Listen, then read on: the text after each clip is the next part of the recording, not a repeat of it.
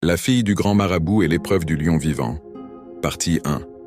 Dans le village de Ngalima, il y avait un homme que tout le monde respectait, Maître Ngandu, le grand marabout. On disait qu'il connaissait les secrets de la nature, les paroles des anciens et la sagesse des esprits. Il avait une fille unique, Amina, belle comme le lever du soleil. Ses yeux brillaient comme l'eau du fleuve après la pluie, et son sourire guérissait les cœurs blessés. Tous les jeunes du village rêvaient d'elle.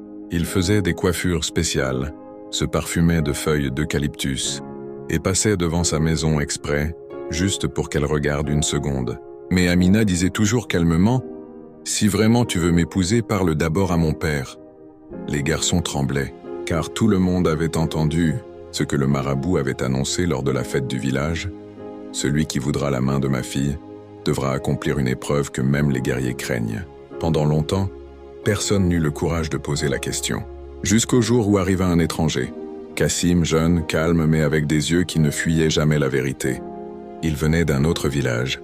Fuyant une vie pauvre et douloureuse, il avait perdu son père et sa mère était malade. Pour survivre, il travaillait au champ des autres, mais son cœur rêvait de plus grand. Quand Kassim vit Amina pour la première fois, ce fut comme si le monde s'arrêtait une seconde. Il ne dit pas « je t'aime », il ne dit pas « sois à moi ». Il dit simplement « Je veux te rendre fier, comme toi, tu rends fier ceux qui te regardent ». Amina resta silencieuse un moment, puis répondit avec douceur « Si ton cœur est sincère, va parler à mon père ». Le soir venu, Kassim marcha jusqu'à la maison du grand marabout. Son cœur battait comme un tambour. Maître Ngandu l'accueillit.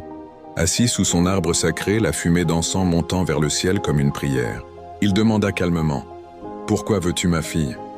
Kassim répondit sans hésiter « Pas pour sa beauté, même si elle est belle, pas pour la gloire, même si elle en apporte. Je veux l'aimer comme elle mérite d'être aimée. » Alors le marabout ferma les yeux, respira profond puis dit d'une voix grave « Si tu veux ma fille, ramène-moi un lion vivant, sans le blesser, sans le tuer, et sans perdre ton âme en chemin. » Kassim sentit le monde tourner. Un lion vivant? Même les chasseurs reculaient, même les guerriers hésitaient. Mais Amina, debout derrière la porte, murmura « Les vrais miracles commencent là où la peur bloque les autres. » Kassim la regarda, hocha la tête et décida de partir à l'aube. Fin de la partie 1, à suivre. Partage à 10 personnes si tu veux la partie 2. Commande courage pour soutenir Kassim dans son épreuve.